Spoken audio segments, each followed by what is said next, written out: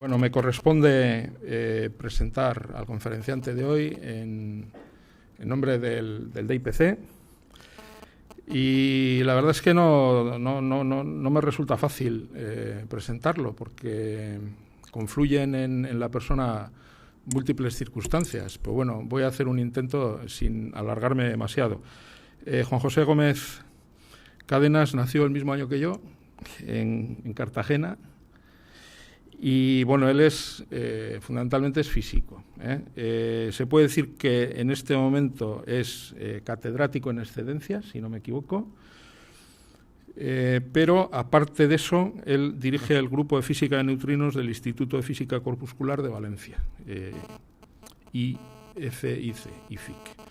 Bueno, tiene una trayectoria científica muy importante. Ha estado en la Universidad de Stanford en California, en el CERN, trabajó durante 8 años, ha estado también en las universidades de Harvard, de Massachusetts, y profesor visitante en muchas universidades e instituciones científicas del mundo. En este momento, entre otros proyectos, quizás el proyecto más importante que dirige es el proyecto NEXT, que lo está desarrollando en el laboratorio subterráneo de Canfranc. Yo creo que acerca de eso nos hablarás en la charla de hoy. Por lo tanto, no voy a anticipar nada relacionado con ese tema. Pero sí voy a decir que, aparte de ser científico, Juan José es escritor.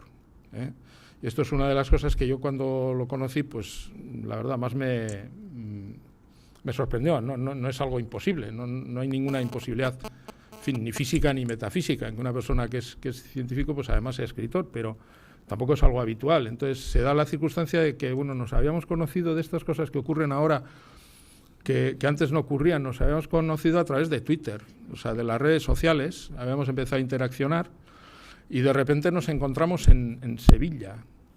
Nos encontramos en Sevilla en un evento científico que organizaron los de Jotdown, allí en Sevilla, con unos amigos nuestros, amigos comunes. No sabíamos que teníamos estos amigos comunes, y de repente me lo encontré, no sé si era una mañana o una tarde, dando una charla sobre neutrinos, que por cierto me gustó mucho, y no sé si la mañana o la tarde de ese día o del siguiente, presentando una novela de ciencia ficción.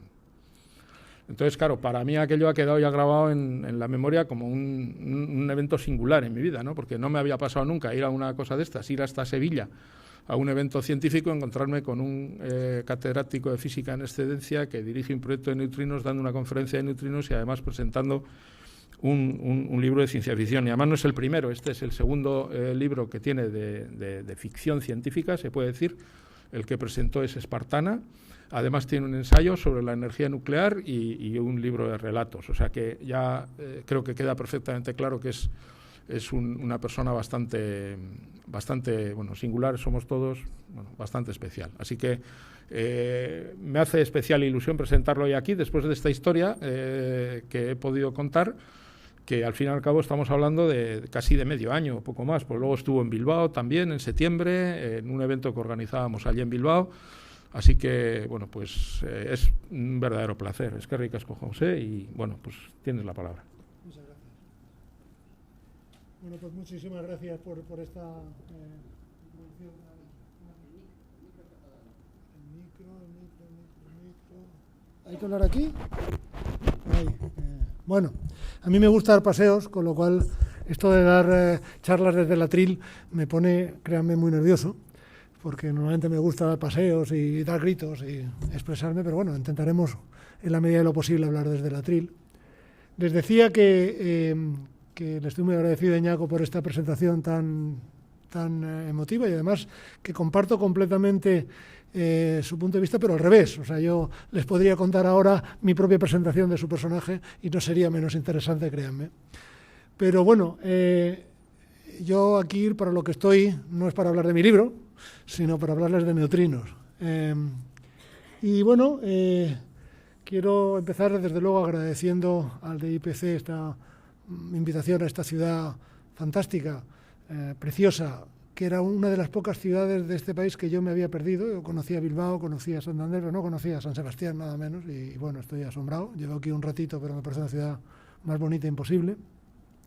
He intentado incluso demostrarles mi profundo conocimiento de la lengua vasca, poniendo aquí un título que entiendo que quiere decir para qué cosas se pueden hacer con los neutrinos.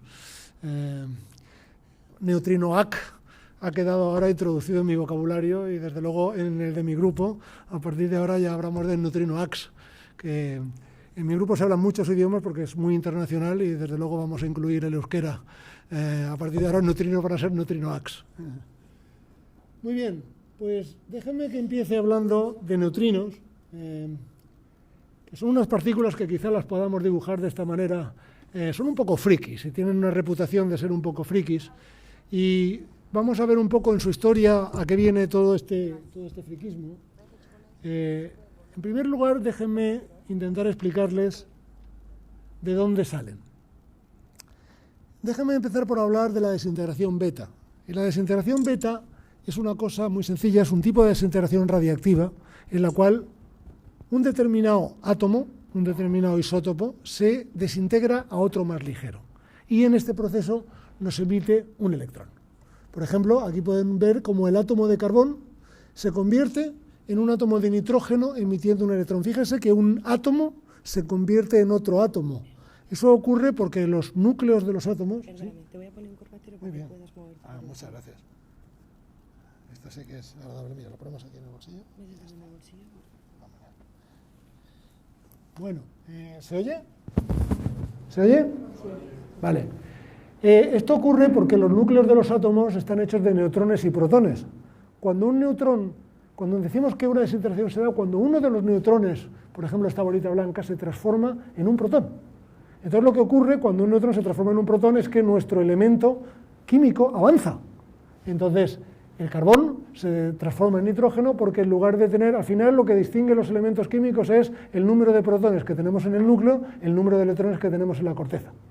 Por ejemplo, el hidrógeno, un protón, el helio 2, y así sucesivamente, litio, berilio, calcio.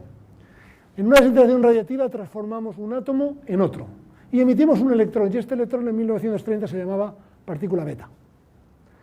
Y bueno, la gente se ponía a estudiar estas desintegraciones y observaban una cosa muy curiosa. Fíjense que toda la energía que hay aquí es la siguiente.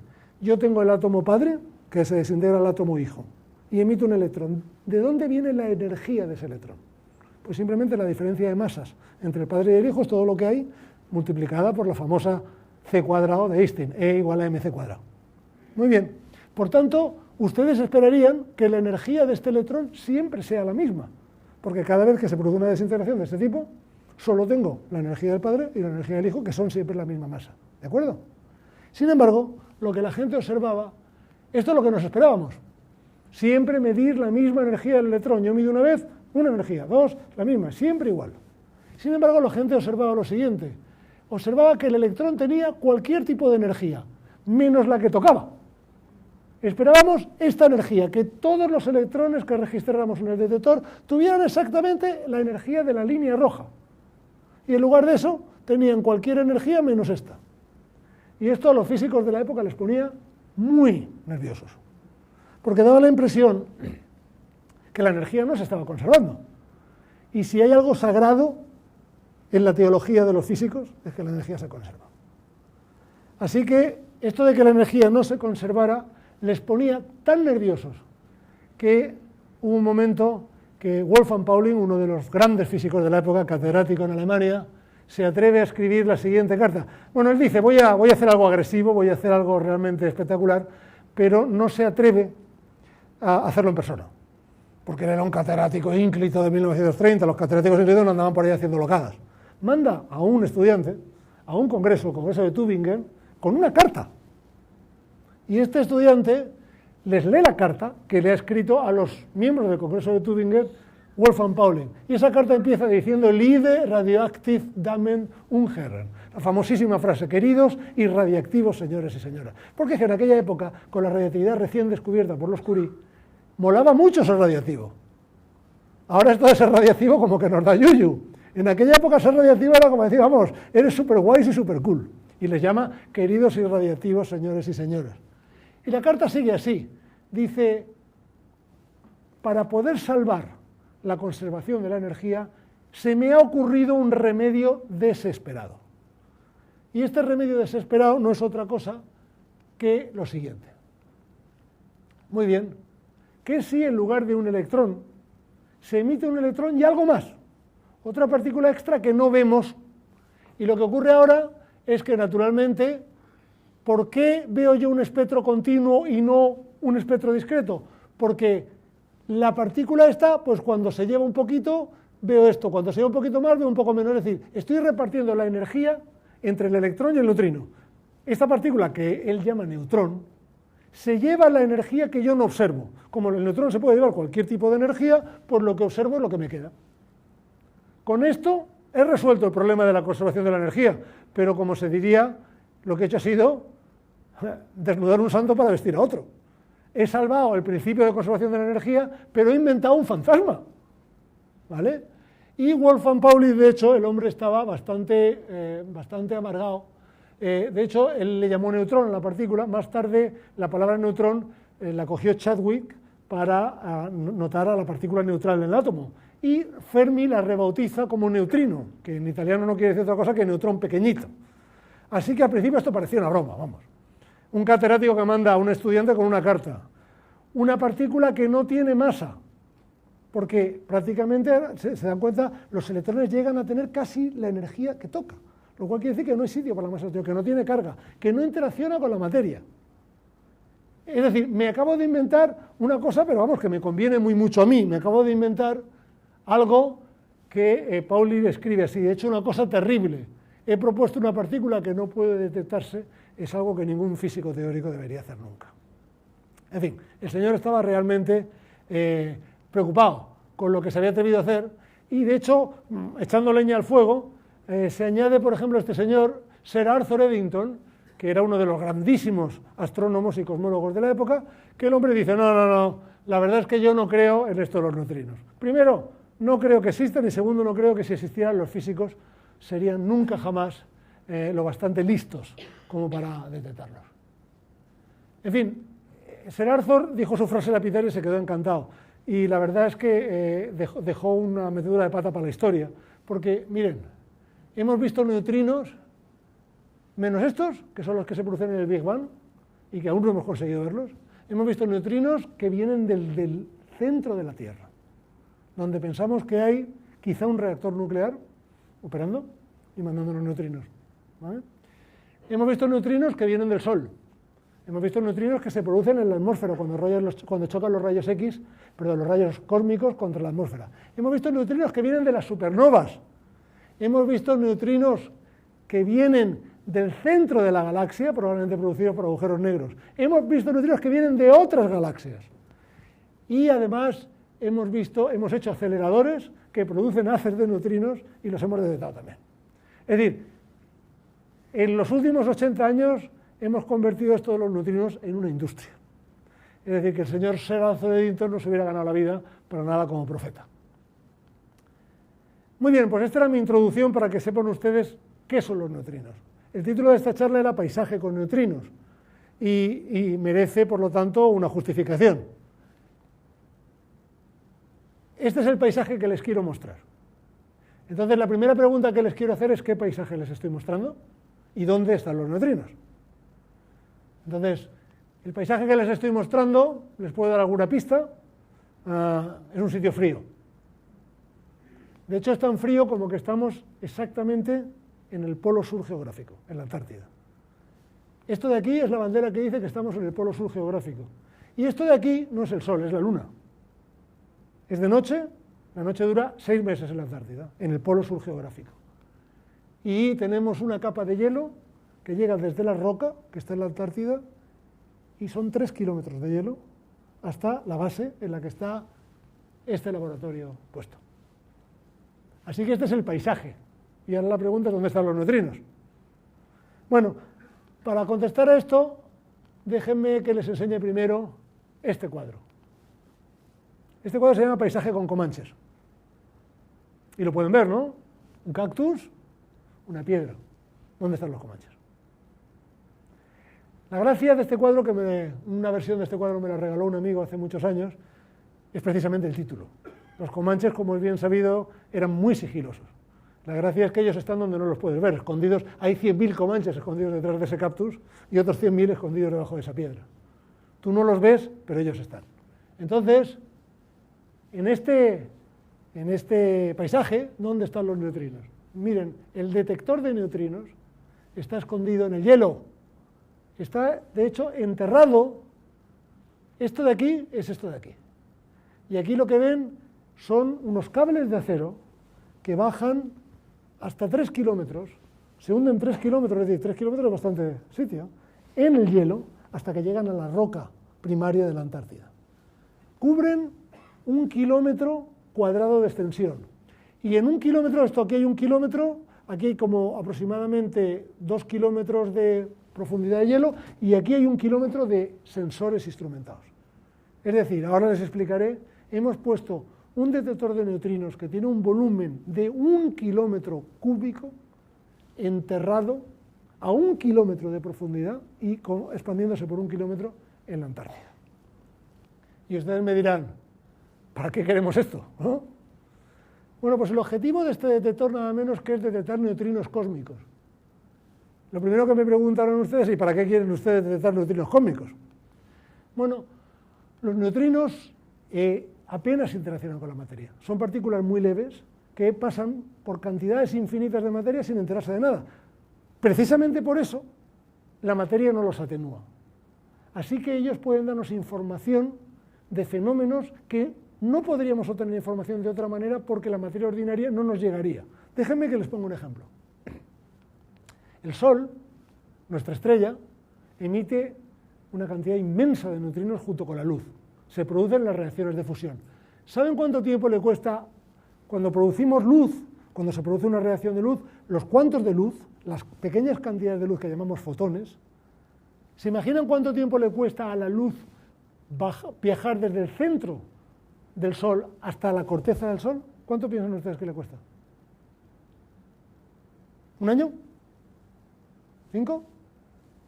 Medio millón de años. Medio millón de años, 400.000 años. ¿No?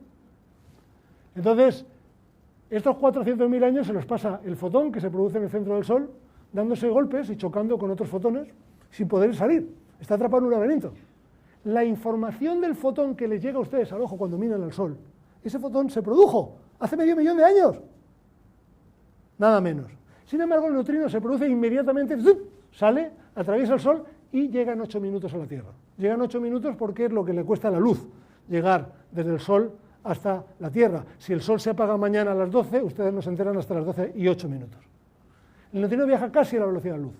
Llega y por lo tanto nos permite hacer, y la hemos hecho, una fotografía del interior del Sol, pero en neutrinos. Podemos hacer radiografías, tomografías, escanes del Sol en banda de neutrinos, detectándolo con nuestros detectores, que son capaces de detectar estas partículas evanescentes. Déjenme que les dé un orden de magnitud. ¿Cuántos neutrinos creen ustedes que atraviesan cada segundo su uña? ¿1000? ¿10.000? ¿1 millón? ¿10 millones? Díganme un número. Déjenme darles otra pregunta. ¿Cuántas estrellas piensan que tiene la galaxia? Yo se lo digo, 100.000 millones. ¿Cuántas galaxias pensamos que hay en el universo? También hay 100.000 millones. ¿Cuántas neuronas tiene su cerebro? 100.000 millones, quédense con el número. 100.000 millones es un número bastante simpático. ¿Cuántos neutrinos atraviesan su uña cada segundo? 100.000 millones. Un neutrino por neurona, un neutrino por estrella, un neutrino por galaxia. ¿Vale? Naturalmente, menos mal que los neutrinos no interaccionan, porque si interaccionaran lo llevábamos claro, porque literalmente nos inundan. Son la segunda partícula más abundante del universo, solo lo único que hay más que neutrinos es luz. Muy bien, pues en particular, esto es el Sol, pero hay otros fenómenos muchísimo más violentos en la galaxia sobre los que nos interesa información, por ejemplo las supernovas, que son estrellas que al morir explotan y consiguen iluminar la galaxia en la que explotan, convirtiéndose en el objeto más brillante de toda la galaxia, brillan más que el resto de la galaxia juntas. Bueno, pues emiten neutrinos y estudiando los neutrinos que vienen de las supernovas aprendemos bastante física relacionada con la física de las supernovas. Hay más cosas, hay fenómenos extremadamente violentos en el universo, agujeros negros, púlsares, cuásares. Todos esos fenómenos emiten partículas cargadas, Pero esas partículas cargadas no nos llegan porque las desvían los campos magnéticos de la galaxia, porque la luz las absorbe el polvo de la galaxia, los neutrinos llegan directos. Así que, estudiando estos neutrinos, podemos saber cosas de fenómenos extraordinarios que ocurren en esta galaxia y en otras galaxias vecinas a los que no tendríamos acceso en otro caso. Y para eso se construyó IceCube. Y de hecho, estos neutrinos que vienen del centro de la galaxia se han observado en el año 2013. Son probablemente el objeto de un premio Nobel en los próximos años. Se buscaron durante casi 20 años y finalmente se han detectado. Muy bien, ¿cómo se detectan estos neutrinos? La forma en que se detectan los neutrinos es porque uno de estos neutrinos llega, como les he dicho, la mayor parte de los neutrinos pasan a través nuestro y no nos hacen ni caso. Pero de vez en cuando a uno le toca la ruleta. Cuando un neutrino de energías gigantescas, que tienen estos tipos que vienen de la galaxia, choca e interacciona y siente la materia, lo que hace es que produce una partícula cargada. Concretamente suele producir un electrón. Ese electrón se propaga más rápido que la luz en el hielo. Nada se puede propagar más rápido que la luz en el vacío, pero sí en un medio. Y emite, al propagarse, una onda de choque de luz, luz azul. Esa luz azul acapara una distancia enorme y la leemos con sensores que son como bombillas al revés. Una bombilla, ustedes ponen electricidad y hace luz, ¿verdad? Nuestros sensores leen luz y producen electricidad.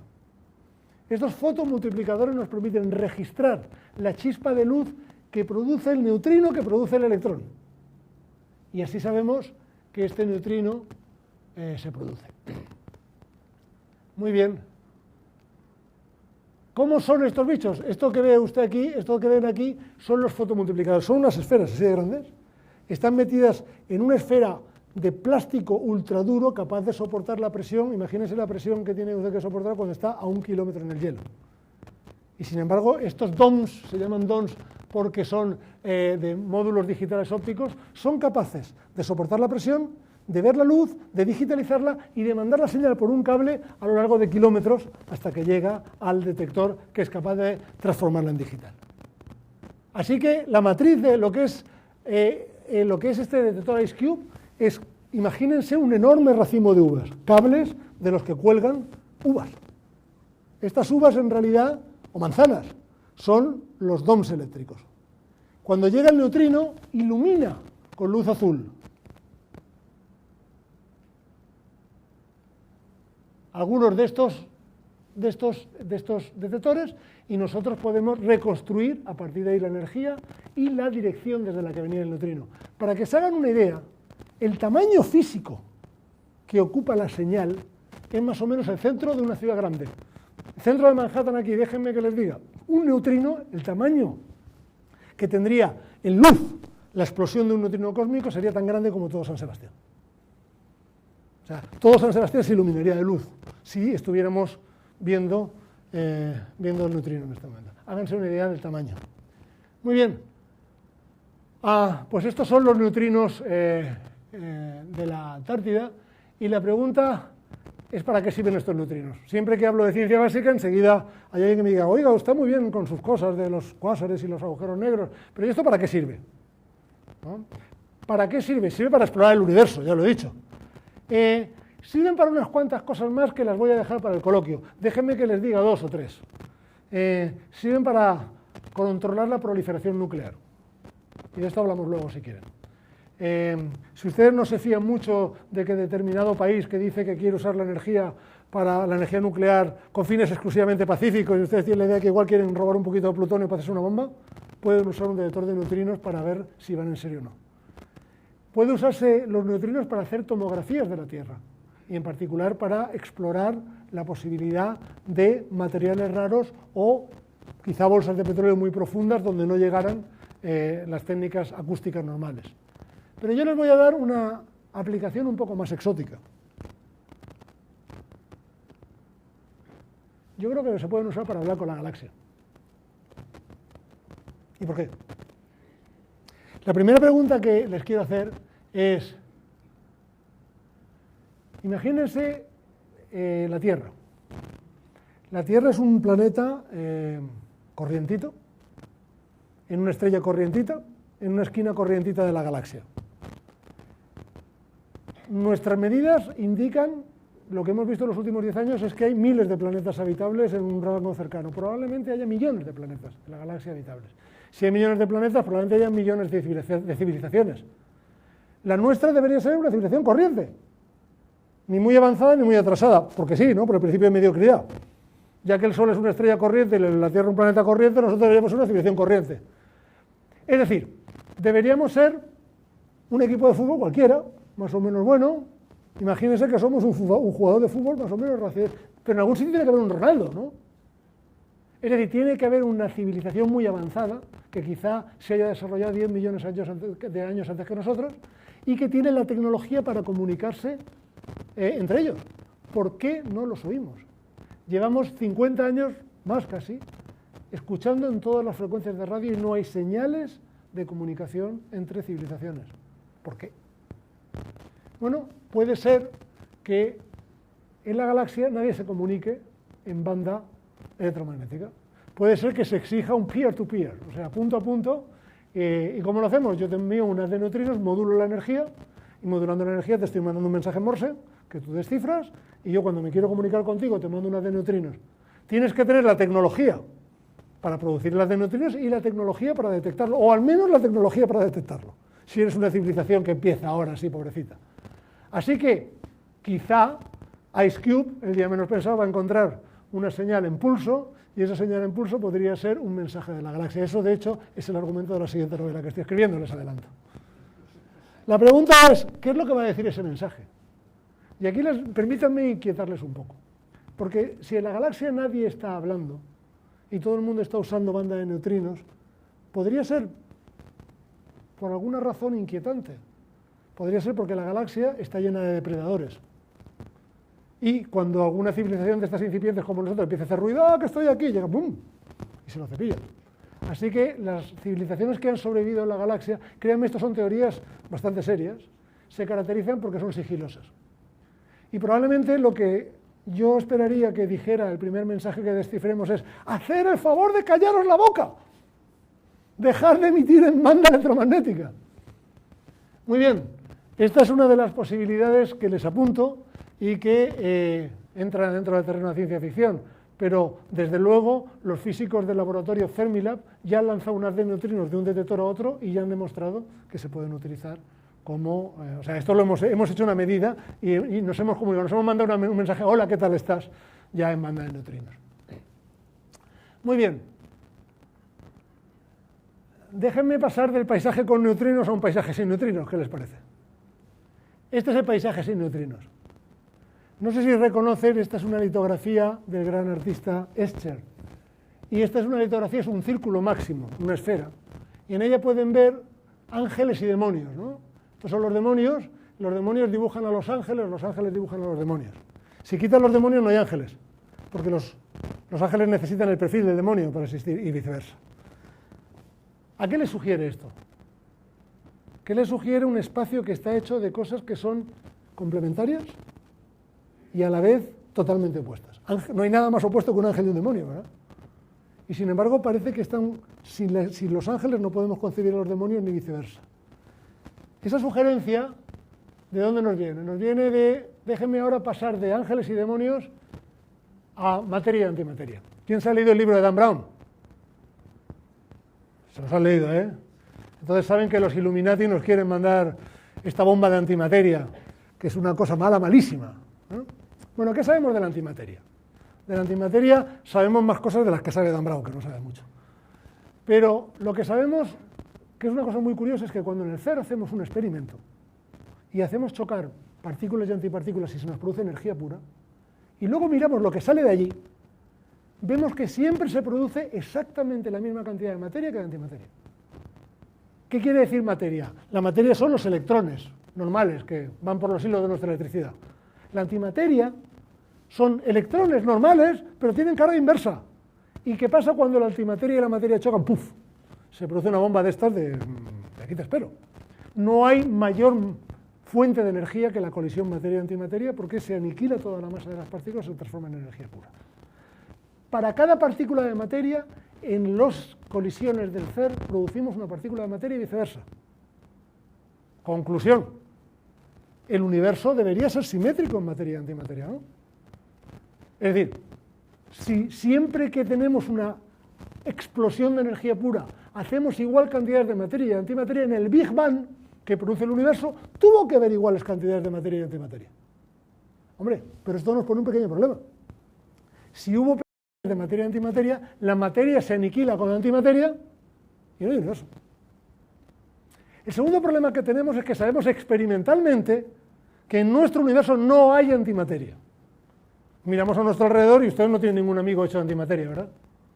Si lo tuvieran, no le den la mano, porque explotan.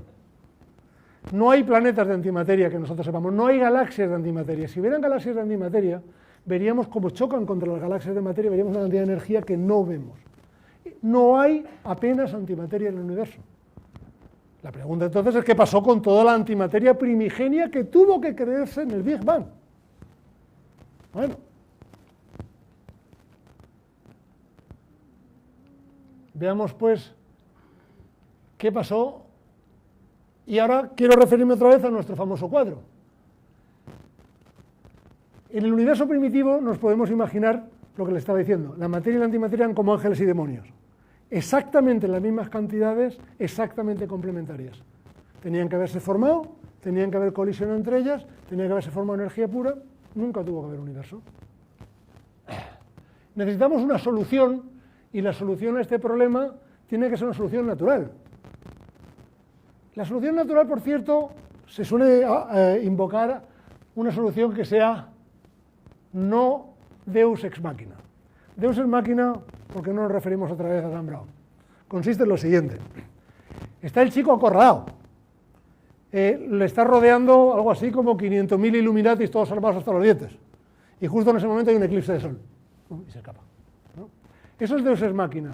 Y se llama Deus ex machina porque ya desde la época de Virgilio y de Horacio se les recomienda a los autores de teatro que por favor no recurran a bajar al dios con la máquina, o sea, con la grúa. Porque en las representaciones de teatro clásico, de vez en cuando había que recurrir a este truco, bajaban un dios con la grúa y decían, ¡soy el dios! ¡Todo está bien! Entonces Horacio les echó un chorro y decía, no hagáis eso, no bajéis al dios con la grúa, no bajéis al dios con la máquina, no recurráis a ese viejo truco al que no hay que recurrir nunca en la literatura. Típicamente el malo le va a matar y le queda una maceta. Hombre, ¿no? En física tampoco se puede hacer eso. Entonces necesitamos una solución natural que no recurra al dios de la máquina y que no sea satisfactoria. Bueno, vamos a ver cuál podría ser. Se han fijado que les he dicho que un electrón tiene carga negativa y un positrón tiene carga positiva. Entonces, si yo le pregunto a usted, ¿cuál es la materia y cuál es la antimateria? Lo sabe. ¿Cómo? Mira la carga. ¿No? ¿Y el neutrino? El neutrino tiene carga nula, eléctrica nula. Por tanto, desde el punto de vista de su carga eléctrica, lo mismo podría ser materia o antimateria. ¿Qué pasa si el neutrino es su propia antipartícula? ¿Qué quiere decir que el neutrino es su propia antipartícula? Pues mire, quiere decir lo siguiente. La materia se caracteriza, la materia y la antimateria son como dos reflejos de realidad, son idénticas. Pero lo que no hacen nunca es mezclarse.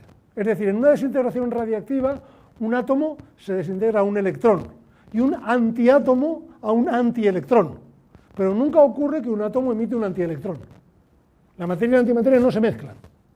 Imagínense que haya una partícula que es capaz de desintegrarse a materia, pero también a antimateria. Y es la propiedad de vivir. Si además es neutra, esa partícula acaba por ser su propia materia. Es antimateria, no tengo forma de distinguirla, es su propia antipartícula.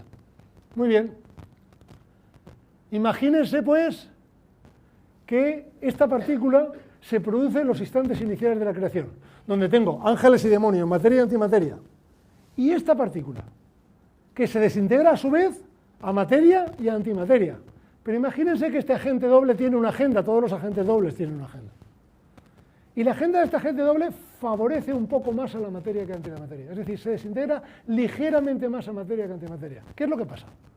Bueno, toda la materia se aniquila con toda la antimateria, menos, es decir, tenemos esta pequeña simetría, menos este poquito que hemos introducido, y entonces la fórmula del universo es lo siguiente. Yo cojo una partícula que es a la vez partícula y antipartícula. Le añado una pequeña preferencia por la materia sobre la antimateria y produzco el universo que estamos viendo. El universo que estamos viendo son los restos de un naufragio. ¿Vale? Es la batalla cósmica, se aniquila toda la materia con toda la antimateria, no queda nada, excepto los 4 que había introducido la desintegración de este neutrino. No está mal la historia, ¿no? Entonces, así es como lo vemos. En el universo original tenemos quarks y antiquarks, leptones y antileptones, se aniquilan todos, la antimateria desaparece completamente y el pequeño exceso de materia que ha introducido este neutrino, que es a la vez partícula y antipartícula, es el universo que formamos. Muy bien, todo esto está muy bien, pero ¿esto qué es? ¿Un cuento, una teoría, una batalla que les estoy contando yo? En ciencia las historias están bien, pero hay que demostrarlas. Esta teoría la propuso un físico que se llamaba Ettore Majorana, y este físico era un tío muy brillante y muy raro. De hecho, lo hizo tan bien que a los 30 años era catedrático en Italia, a los 31 propuso esto y a los 32 desapareció en el mar y no se ha vuelto a saber más desde entonces. Por eso decimos que lo que queremos demostrar es que el neutrino es su propia antipartícula, o a veces decimos que es un neutrino de Majorana en honor a este personaje. Bueno, pues hay una manera experimental de establecer eso, que recuerda un poco a jugar al juego de doble o nada. Doble por lo siguiente, porque podemos demostrar que el neutrino es su propia antipartícula si observamos una determinada reacción extremadamente rara que se llama desintegración doble beta, doble o nada, sin neutrinos. De ahí que les he dicho que el paisaje que les quiero dibujar ahora es un paisaje sin neutrinos. Vamos a ver cómo es esto. Miren, hay algunos átomos muy estables que no pueden desintegrarse normalmente. No se desintegran con un neutrón que va a protón y a un electrón, sino que hace falta que 2 neutrones a la vez vayan a protón, electrón y 2 neutrinos. Eso se llama desintegración doble beta y es un proceso rarísimo. Es un proceso tan raro que la vida media de ese proceso típicamente es 10 elevado a 21 años. Ahora, ¿qué quiere decir 10 elevado a 21 años? Un 1 con 21 cero detrás. ¿Cómo se mide eso? Pues vamos a ver, la vida media del universo son 14.000 millones de años. El universo ha vivido 14.000 millones de años. 14.000 millones de años es un 14 con 9 ceros detrás, ¿no? Entonces, entre 14.000 millones de años y 10 a la 20 años hay algo así como 10 ceros de diferencia. En condiciones normales, observar esa desintegración nos costaría 10 universos. La única razón por la que podemos observar la desintegración es porque la materia tiene muchos átomos. En un gramo de hidrógeno hay 10 elevado a 23 átomos. Y lógicamente, con que uno se desintegre con muy poca probabilidad, si hay tantos, a alguno le toca. Por eso nos atrevemos a hacer experimentos en los que podemos observar desintegraciones rarísimas. De todas maneras, la desintegración doble beta con 2 neutrinos es una desintegración perfectamente corriente, rara, pero corriente. Pero imagínense ustedes, yo tengo ahora aquí el neutrino y el antineutrino que se producen en la desintegración normal, doble beta. ¿Qué pasa si el neutrino es su propia antipartícula? Materia y antimateria desaparecen. Entonces tengo un canal alternativo en la que mi átomo se desintegra emitiendo 2 electrones y no neutrinos. Y esto me da una señal en la que la suma de los 2 electrones siempre es la misma energía. Muy bien, pues esta desintegración tan rara se puede observar. Y eso es lo que de hecho queremos hacer en el experimento que estamos construyendo en Canfranc. Ahora ustedes me dirán, pues esto es fácil, ¿no? De hecho, ¿cómo lo queremos hacer? Me he traicionado, es muy difícil. ¿Por qué es difícil? Ya les he dicho que en principio hay muchos átomos en la materia. Así que imaginen que quiero observar esta desintegración en el gas xenón, que de hecho es lo que quiero hacer. Bueno, cojo 100 kilos de gas xenón. Estos 100 kilos de gas xenón tienen 10 a la 26 o 10 a la 27 átomos. Los meto en una cámara, pongo unos detectores y espero que se produzca, ¿no? ¿Por qué no? ¿Qué es lo que falla? Lo que falla es que nuestro planeta Tierra, díganselo a sus amigos ecologistas, es muy radiactivo. ¿Ustedes creen que la radiactividad solo viene de las centrales nucleares? Tengo malas noticias. La radiactividad está por todos los lados. Por todos lados y mucho. Para empezar nos caen encima rayos cósmicos. Y nos caen muy seriamente. Nos caen tan seriamente que es imposible hacer un experimento de estos sin irse debajo de una montaña. Porque si no nos vamos debajo de una montaña, lo único que nuestro detector vería sería el flujo continuo de rayos cósmicos, que son partículas de alta energía que atraviesan el detector y les atraviesan ustedes. Así que nos tenemos que ir debajo de una montaña para liberarnos de estos rayos cósmicos. Pero entonces lo que nos ocurre es que en nuestro laboratorio hay paredes. Las paredes están hechas de roca. Pero por cada tonelada de roca hay unos cuantos gramos de uranio y de torio. Y estos gramos de uranio y de torio se desintegran. Y la vida media de las desintegraciones del uranio y del torio es 15 órdenes de magnitud más rápida que lo que queremos medir. Así que el hecho de que la Tierra sea un planeta muy radiactivo y tengamos la radiactividad natural nos llena directamente nuestro detector. Todo lo que intentamos nosotros detectar, si nos descuidamos, lo único que detectamos es radiactividad natural. Por cierto, ustedes también son bastante radiactivos. En sus huesos tienen potasio 40. Y el potasio 40 es bastante radiactivo y de hecho es bastante fácil medirles a ustedes la radiactividad. ¿Vale? Todo lo que llevan encima es muy radiactivo. Sus teléfonos son radiactivos, sus relojes son muy radiactivos, sus gafas son muy radiactivas. Casi todo lo que nos rodea es radiactivo. Por lo menos para las cuentas que nosotros tenemos que hacer. Así que, ¿qué les parece? ¿Tan difícil como buscar una aguja en un pajar? Si se hacen la cuenta, es tan difícil como buscar un grano de arena en una playa. Son 15 órdenes de magnitud la relación entre el ruido de fondo y la señal. Es como si yo les dijera, chavales, daros una playa por la Concha y encontrarme el grano de arena azul, que es la señal. No es nada fácil, ¿verdad? Sin embargo, aquí la física viene al rescate. Y déjenme que les cuente muy rápidamente cómo podemos separar la señal del ingente ruido que nos rodea. Lo primero, como les he dicho, emitimos 2 electrones, ¿verdad? Y no hay neutrinos, porque los neutrinos se han aniquilado antes de producirse. ¿De acuerdo? Por lo tanto, ¿cuál es la energía de estos 2 electrones? Es la diferencia entre la masa del átomo padre y el átomo hijo, y ahora siempre es la misma. Por lo tanto, quiere decir que yo ahora puedo ir a mirar la energía exactamente en un sitio, tiene que estar ahí. Si hay señal, está justo en el punto que da la diferencia de masa entre el padre y el hijo multiplicado por c². El único problema es que mis detectores no son perfectos, entonces yo la energía no la mido como una línea perfecta, sino como una línea con un poquito de amplitud. Y ahí se cuela el ruido de fondo. Claro, mi amplitud es muy pequeñita, pero como el ruido de fondo es tan enorme, pues acaba por colarse. Pero sin embargo tengo algunas otras cosas. Es decir, fíjense que lo que... A ver.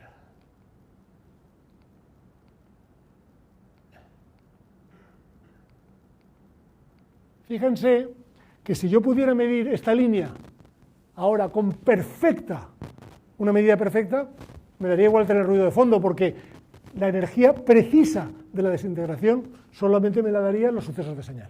Pero el hecho de que no es así, sino que es así, hace que en esta pequeña banda se me vaya colando el ruido de fondo, y como el ruido de fondo es ingente, acaba por tapar la señal completamente. Muy bien. Pero lo que podemos hacer, además de medir muy bien la energía, es poner un montón de materia para tener un montón de señal. Por cierto, no les he contado, y esto creo que vale la pena contarles, el experimento, como les he dicho, lo hacemos con gas xenón, pero no con xenón cualquiera. El xenón tiene varios isótopos, como todos los elementos químicos. Es decir, químicamente el xenón solo hay un xenón, pero físicamente el número de neutrones que tiene el átomo dice si el xenón es un isótopo A o B o C. Concretamente, el xenón 136 es el 10% de todo el xenón que encontramos. Tiene un total de 136 protones y neutrones. Pues muy bien, para obtener este xenón 136, uno tiene que separar los distintos isótopos en una centrifugadora. ¿Saben para qué se usan estas centrifugadoras normalmente? Para enriquecer uranio. ¿Y para qué se enriquece uranio en centrifugadoras? Una buena aplicación era para hacer bombas atómicas. ¿Y qué ha pasado en la Unión Soviética, antigua Unión Soviética, desde que ya nadie hace bombas atómicas? Que hay un montón de fábricas de hacer bombas atómicas en paro. Y hay un montón de centrifugadoras que les gustaría trabajar. Así que si usted dispone de 1 millón de euros para comprar gas xenón 136, va a encontrar en Rusia algún coronel que le ponga en marcha una instalación y le permita a usted enriquecer su xenón 136. Tiene que tener unos cuantos amigos rusos, tiene que hacer unas cuantas visitas a Rusia y tiene que poner de acuerdo a la burocracia española con la manera de trabajar de los rusos. Y les aseguro que lo del neutrino es mucho más fácil que eso. El caso es que en el experimento nuestro hemos conseguido 100 kilos de xenón enriquecido en Rusia, enriquecido en estas centrifugadoras, y creo que no debería contar más de cómo lo hemos hecho, so pena de que peligre mi carrera e incluso mi libertad.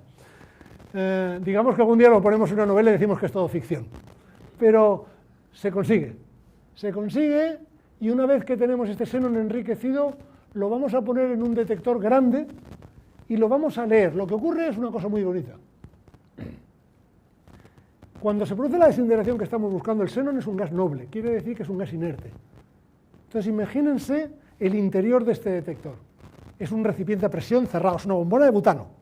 El gas está a presión y está todo oscuro. Ahora se produce esta desintegración y 2 electrones se propagan por el gas xenón. El gas tiene la propiedad de que cuando estos electrones se propagan, centellea. Emite una chispita de luz ultravioleta. Así que ahora ustedes rellenan su cámara también de un cambiador molecular que transforma, absorbe la luz ultravioleta y la reemite en azul. Y ahora ponen unos sensores que son capaces de detectar la luz azul.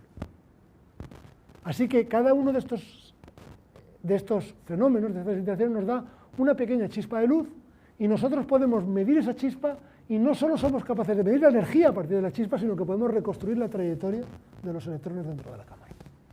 Muy bien, pues con esta cámara de fotos hecha con gas xenón, somos capaces de detectar estas cosas. Fíjense, y no les voy a explicar el principio de funcionamiento en detalle, pero creo que tiene interés hablar un poco de cómo funciona la física.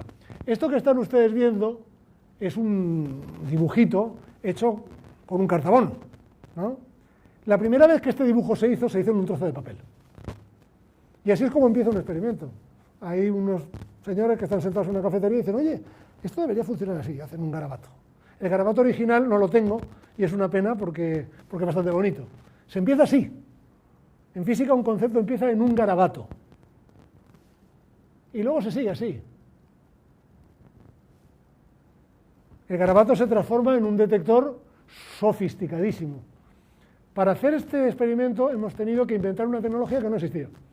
Básicamente la gente no sabía cómo en una cámara de gas noble a alta presión con materiales ultrarradiopuros meter enormes campos eléctricos. Nadie sabía cómo hacer eso, pues hubo que inventarlo. Se inventa. Cuesta unos cuantos años de desarrollo, forma unos cuantos estudiantes de doctorado, aprende, se entusiasma con cosas que antes no le importaban un pimiento. Por ejemplo, la fontanería nunca me impresionó nada. Y en mi casa nunca quise arreglar ningún problema de fontanería, pero en cambio la fontanería aquí me apasiona. Y le aseguro que este experimento tiene mucho de fontanería. Bueno, este es nuestro demostrador, está en la Universidad de Valencia y el Instituto de Física Corpuscular donde yo trabajo, y la cámara es un prototipo que nos ha demostrado que la tecnología nos funciona. Y lo siguiente que hemos hecho, una vez, mire, este es el prototipo visto desde fuera, si hacen la foto, ¿qué es lo que ven ustedes? Pues yo estaré muy emocionado, pero ustedes están viendo una bombona de butano, ¿no? Una bombona de butano por la que entran grandes campos eléctricos y gas que circula y por la que podemos leer, si le hacemos una radiografía, le decimos, a ver, enséñanos. En el interior hay una jaula eléctrica que nos permite arrastrar los campos eléctricos y además tenemos los sensores que nos permiten reconstruir la trayectoria y que nos permiten medir la energía. Esto es en esencia nuestro detector. Muy bien, esto existe, está funcionando ya desde hace varios años en Valencia, y lo siguiente, y estos son los ojos del detector. Esto que ven ahí es lo que llamamos un fotomultiplicador. Otra vez, un fotomultiplicador es una bombilla al revés. En lugar de que ustedes pongan una corriente eléctrica y emita luz, le llega una pequeña cantidad de luz, por pequeña que sea, y emite una corriente. Por tanto, imagínese el detector está oscuro, y ahora se produce esa chispa se registra en estos detectores, o en estos. Estos son silicon PM, se llaman así, fotomultiplicadores de silicio. Tienen el tamaño de 1 milímetro cuadrado y también transforman la luz en una pequeña señal. Pero fíjense que los ponemos formando un damero, así que cuando la partícula se propaga por aquí, va dejando un rastro en cada uno de estos pequeños píxeles y a partir de ahí puedo reconstruir su trayectoria.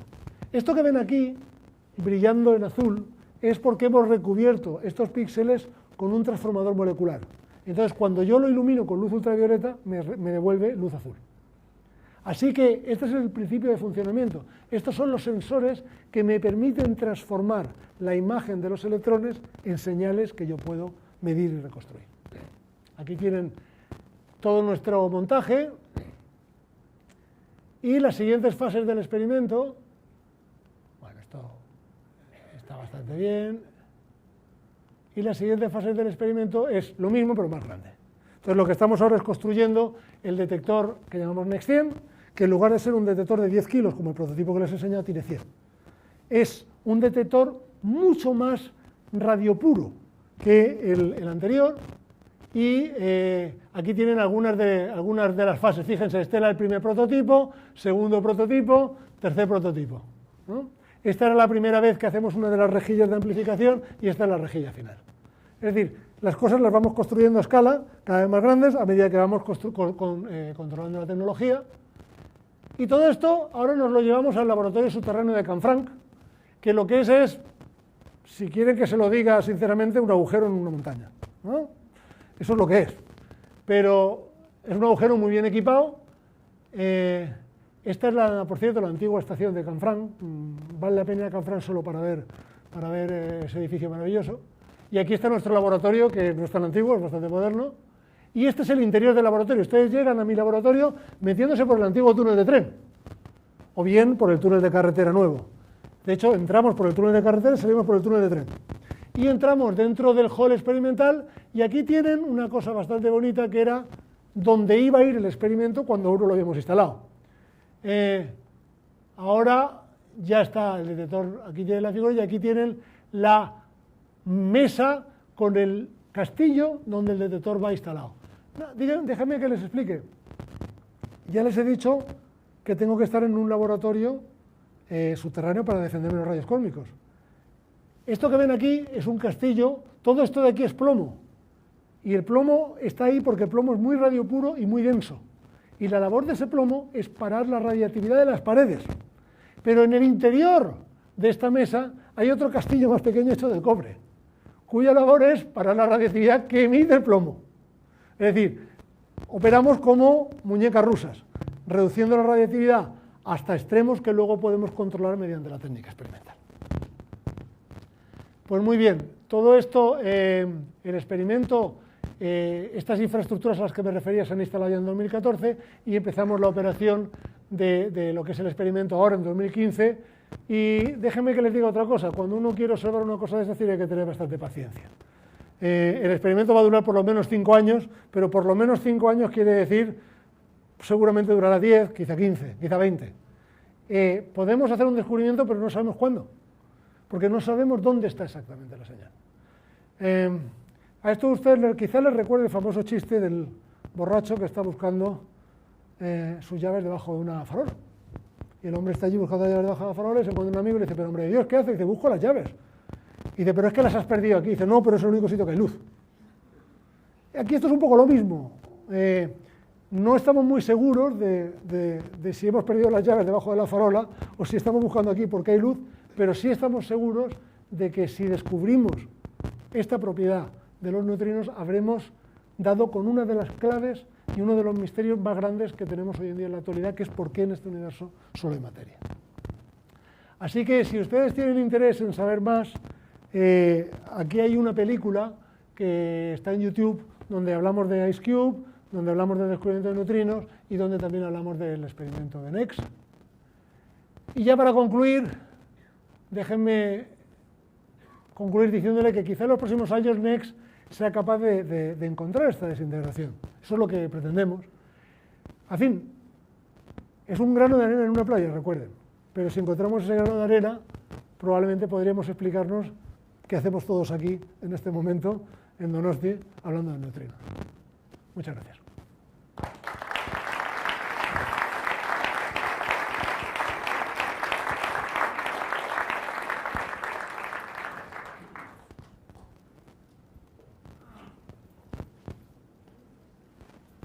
Bueno, muchas gracias, Juan José. Vamos entonces, antes cuando ha empezado ha hecho ya una indicación en el sentido de que alguna de las cuestiones las podría plantear en el coloquio, así que vamos a empezar el coloquio. Y el que quiera hablar que levante la mano y se le pasa el micrófono y ya irá respondiendo.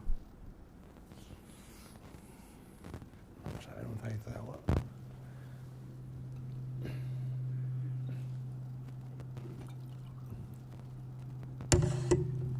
Hola, muchas gracias por la charla, me ha encantado. Y una pregunta, yo no soy físico, pero al principio de la charla has empezado explicando un poco cómo se ha utilizado o se ha construido este detector de neutrinos en el polo, ¿verdad? En el polo sur y tal. Entonces no entiendo muy bien cómo sois capaces de detectar vosotros en Canfranc los neutrinos. Si es necesario, no entiendo yo un sistema tan complicado y tan grande como el que has explicado al principio, no entiendo bien. Muy bien. A ver, la razón por la que hay que comprender que os he explicado dos experimentos a dos escalas completamente diferentes, ¿no? La escala del experimento NEXT que acabamos de describir es una escala nuclear. Por tanto, la energía de las partículas que se producen aquí es muy pequeñita y por lo tanto me caben en un barreñito de 1 metro. Los neutrinos que detecta IceCube vienen del centro de la galaxia, de un agujero negro o de otras galaxias. Tienen energías brutales. Un solo neutrino tiene la energía de un mosquito, que puede parecerte una tontería, pero el neutrino es una partícula elemental. Estas energías son tan enormes que cuando el neutrino interacciona en el hielo, produce un electrón que se mueve con una energía a su vez enorme. Por tanto, la chispa de luz que produce abarca un tamaño gigante. Por tanto, el detector tiene que ser gigante, porque si no, no tendríamos manera. La única forma, nosotros la forma en que medimos la energía es transformando cosas. La energía del neutrino se transfiere a la energía de la partícula que produce, del electrón, que a su vez emite luz de Cherenkov porque va más rápido que la luz en el hielo. Nosotros registramos toda la luz de Cherenkov que produce, y al registrar esa luz de Cherenkov podemos medir la energía y la dirección de la que viene, porque viene en un cono. Pero el tamaño de eso es aproximadamente 2 kilómetros cúbicos, y por tanto tenemos que hacer un detector de ese tamaño. De ahí que no haya más remedio. ¿Y por qué en el hielo? Porque explícame dónde lo hacemos si no. Lo que hemos hecho en la Antártida es aprovecharnos de la existencia de una capa de hielo de 3 kilómetros de profundidad para que la naturaleza nos diera el detector. Porque lo que es maravilloso del hielo de la Antártida es que es increíblemente transparente. Por tanto, la luz azul se propaga y la podemos registrar con nuestros detectores. Y una segunda cosa, muchas gracias. Cuando habéis hecho lo de la centrífuga, ¿cómo hacéis para evitar que no haya contaminación del uranio que hubiera antes? Muy buena pregunta. De hecho, la contaminación o sea, recuerda que el xenón es un gas. Entonces, contaminación hay seguro. Y cuando nos sirven el gas tiene trazas, pero no es tan difícil separar químicamente. El problema es, lo que es el xenón en sí mismo, para mí es fácil depurarlo, porque yo para separarlo del uranio lo depuro por métodos químicos. Entonces, cuando a mí los rusos me devuelven el barril, me dicen, toma, aquí tiene usted su botella de... Eso tiene trazas de uranio, tiene trazas de torio, tiene trazas de kriptón, entonces lo metemos en una destiladora. Y lo limpiamos químicamente hasta que el xenón se queda puro a partes en cuatrillón. El problema no es hacer que el xenón sea puro, es que en la roca de al lado también hay torio y hay uranio, y de esos no tengo manera de depurarlo. Pero todo lo que se puede hacer químicamente es fácil.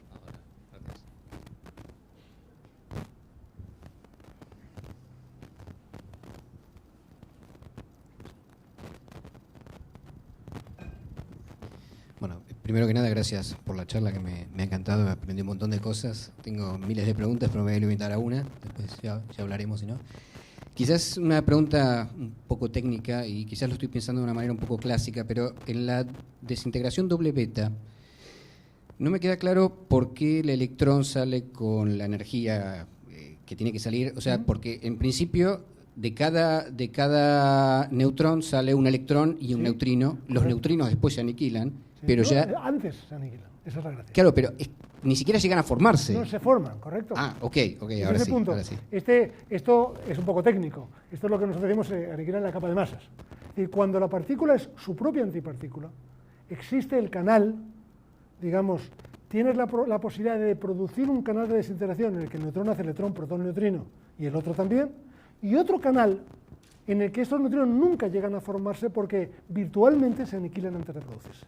De tal manera que esos dos electrones ahora tienen energía fija. No es que se forman y se destruyen, no es que sino se forman ni y se van, siquiera porque en ese caso tu pregunta sería correcta. correcta. Ok, está claro. muy agudo, por cierto. Hola. Hola. ¿Sabes si hay proyectos SETI que se hayan planteado utilizar la comunicación en banda de neutrino?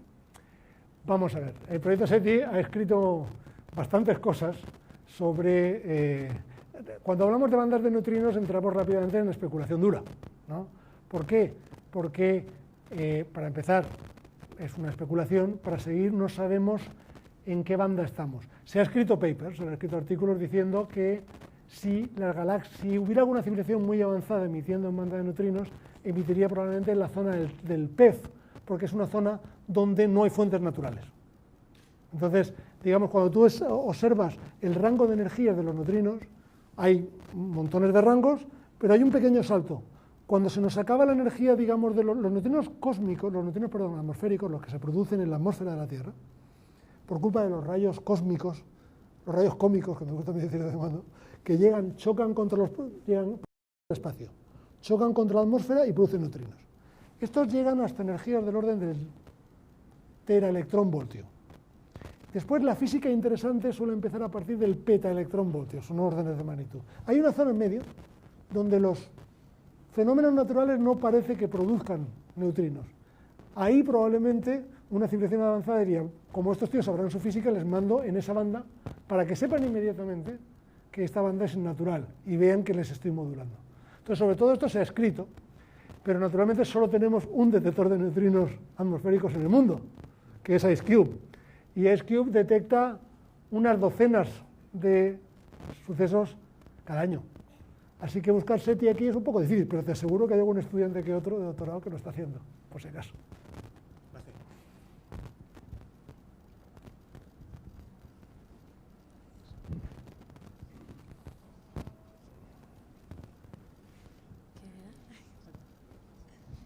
Hola, buenas tardes y gracias por la conferencia también.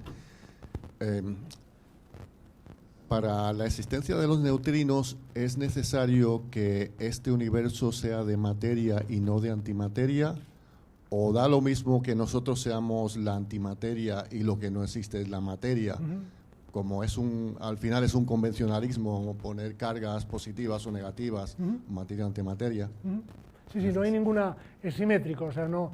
digamos que somos los buenos porque hemos ganado, ¿no? Cuando hablamos de materia y antimateria, lógicamente estamos simplemente hablando de una simetría y daría igual que nosotros fuéramos la antimateria. El neutrino simplemente favorece a lo que llamamos materia, ¿no? Podríamos definir materia como aquel lado del espejo que el neutrino decide favorecer. Y no me pregunten por qué el neutrino decide favorecer eso, ¿eh? Les escribo una ecuación y de ahí no me sacan. Quiero aprovechar para contarles algo realmente interesante de la materia y la antimateria, porque lo merece. Fíjense que en este sentido, porque a veces yo creo que la realidad es muchísimo más divertida que la ficción, ¿eh? ¿Ustedes qué dirían? ¿Cómo creen que la idea de la antimateria surgió? La antimateria la podemos datar pues hacia los años, pues también por ahí 30, por ahí, ¿no? ¿De dónde creen que sale? Lo normal sería imaginarse que alguien se puso a hacer un experimento y vio un electrón que en un campo magnético se curvaba, por ejemplo, en la dirección contraria. Un electrón normal se curva así en un campo magnético, ¿no? Ponemos un campo magnético sólido así, el se curva así. Y vieron un electrón que se curvaba así. Dijeron, ay, caray, esto es un electrón con carga opuesta. Hemos descubierto algo muy raro y esto debe ser antimateria. O algo por el estilo. Bueno, pues no. La antimateria no se descubre. La antimateria, como el neutrino, la inventa un físico teórico. Pam Dirac.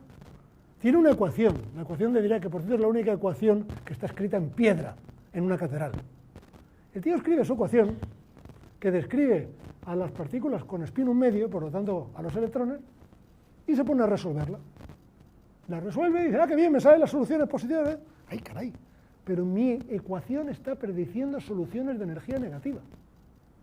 Si usted es un físico corriente, ve eso y dice, estará mal la ecuación, y dice, lo borra y no lo publica.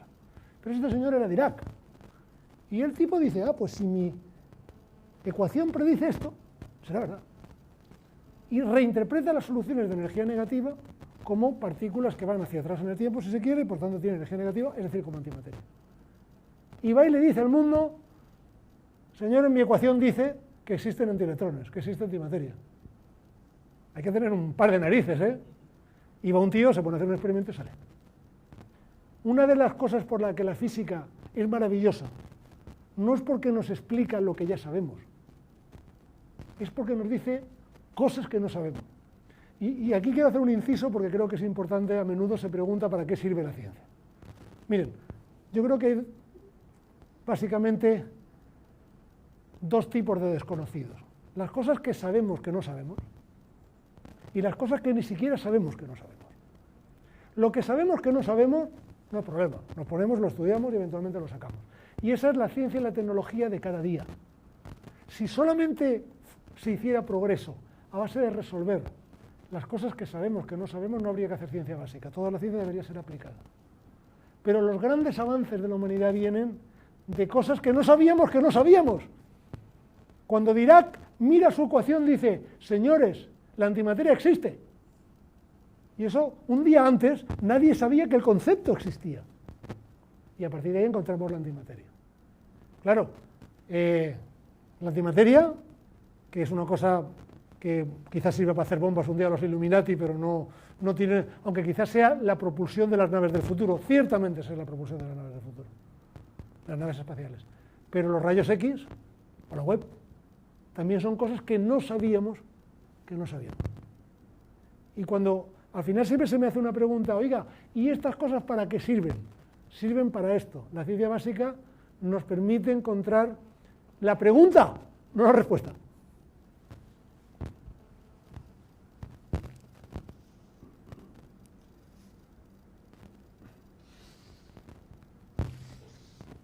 Una cosa, ha mencionado usted varias veces neutrinos que salen de agujeros negros y que los han investigado, ¿no? Si no le he entendido mal. Sí, a ver, ¿Cómo narices no es que el neutrino lo que tenemos es, en el caso de agujeros negros tenemos emisión de Hawking, ¿no? Entonces, una de las fuentes posibles de neutrinos de muy alta energía son los agujeros negros que producen cañones cósmicos. Estos cañones cósmicos te producen neutrinos que vienen de... Efectivamente, la radiación de Hawking lo que hace en realidad es producirte partículas, mesones, piones, que chocan contra el polvo estelar, que a su vez producen reacciones que producen neutrinos, que es lo que observamos nosotros. Yo también tengo una pregunta. Muy bien. Si los neutrinos, son partícula y antipartícula, bueno, materia y antimateria a la vez, ¿no? ¿Sí? Su propia antipartícula, entonces, si se chocan los neutrinos deberían desaparecer directamente, ¿no? Deberían desaparecer los neutrinos con los neutrinos. Si es su antipartícula, directamente desaparecería. Tiene que haber si otra propiedad se encontraran, diferente pero acuérdate que los neutrinos tienen propiedad. esta cosa que se ignoran mutuamente. Es decir, Pero la materia y la antimateria no se ignoran, todo lo solo contrario, si aniquilan, chocan. ¿no? Si yo produzco un electrón y un positrón y no se chocan, ellos están contentos. O sea, la materia y la antimateria necesita colisionar, necesita interaccionar, ¿vale? Si no, no se aniquilan. Es decir, de hecho, yo formo átomos positrónicos. Nosotros en el laboratorio podemos producir un sistema ligado electrón-positrón, que existe durante un ratito, y los tíos forman un átomo, existen en órbita, al final espiralizan, ¡pum!, y se aniquilan. Pero mientras existen, existen. Es decir, la materia puede orbitar alrededor de la antimateria hasta que chocan. De ahí hay un famoso poema dedicado a Teller, en la cual el señor Teller, que era el padre de la bomba de fusión, se encuentra el doctor Edward Anti-Teller en un asteroide, se choca la mano y justo en ese momento, ¡pum!, pero no antes.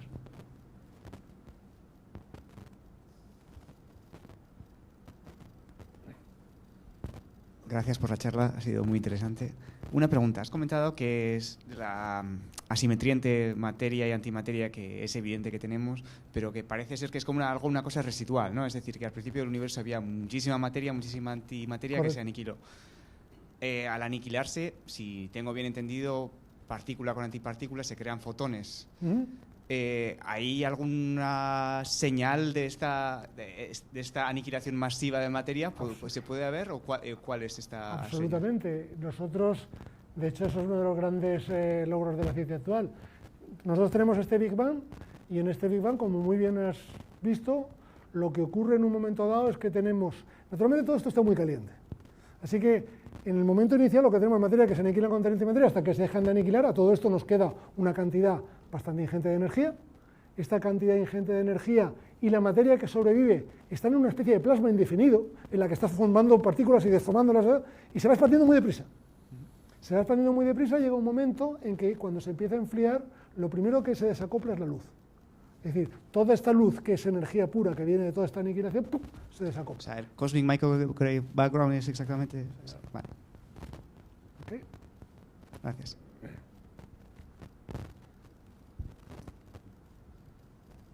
Ese gran residuo del Big Bang, ¿no?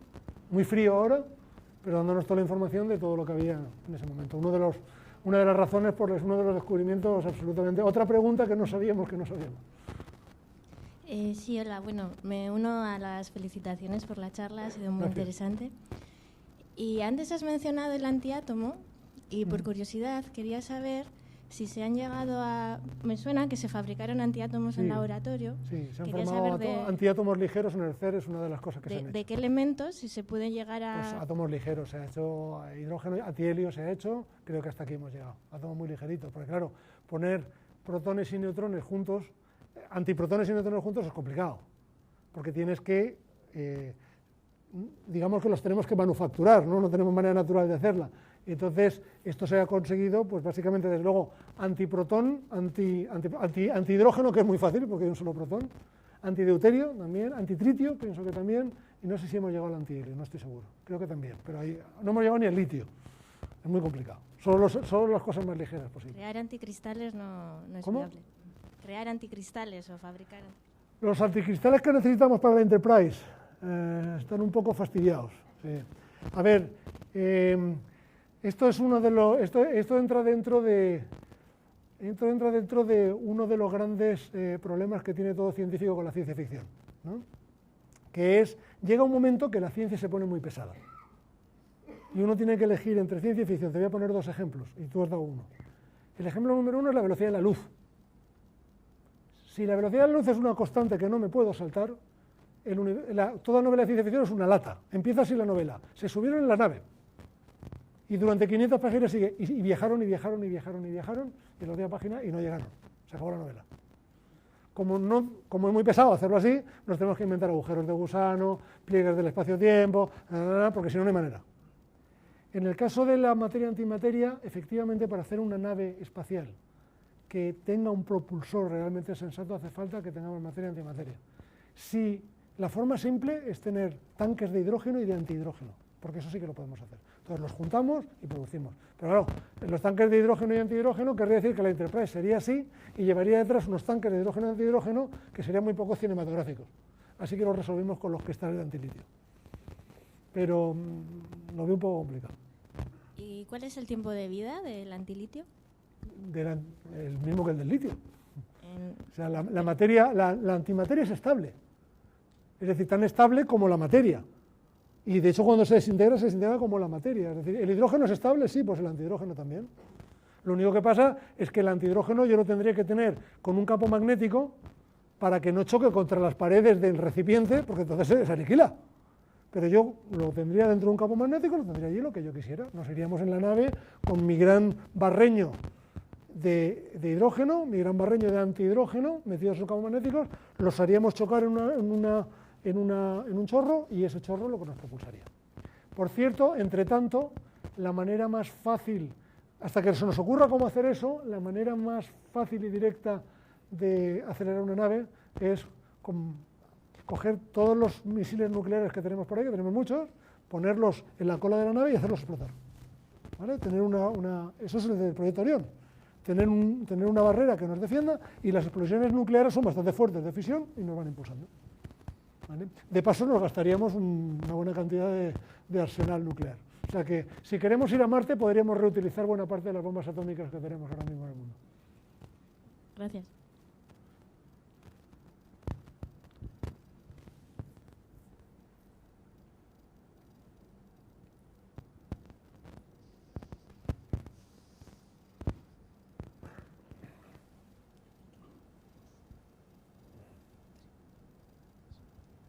Hola.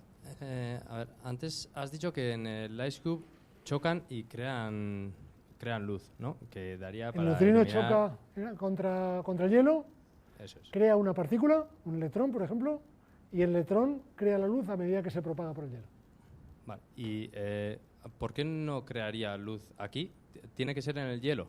No, a ver, crear luz, primero necesitamos un medio para interaccionar. Si el neutrino interacciona contra esa pared, también nace luz, pero ahora ¿cómo la ves? La luz la tengo que leer, ¿no? No es luz visible, entonces. ¿Cómo? No es luz visible. Es luz azul, sí, muy, muy visible. Pero ¿dónde la quieres producir? A ver. O sea, digo, si chocase en alguna parte de la ciudad y emite ese haz de luz, no lo veríamos. No lo veríamos, porque es luz visible, es luz azul, pero hay muy pocos fotones. Es enorme, pero la cantidad de luz es poquita, es una chispita invisible. Entonces tienes que tener detectores ultrasensibles para verlos. Es una sola partícula elemental. Entonces, su tamaño es gigante, pero el número total de fotones es totalmente irregistrable por tus ojos. ¿Vale? De hecho, eso pasa. Tenemos radiación de Cherenkov continuamente, pero no la vemos. ¿Vale?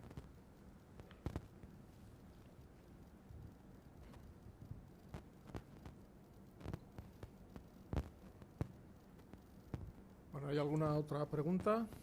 Si no hay más, yo creo que podemos dar por concluida la sesión, agradeciéndote de nuevo la presencia y la charla. Muchas gracias. Muchas gracias. Gracias.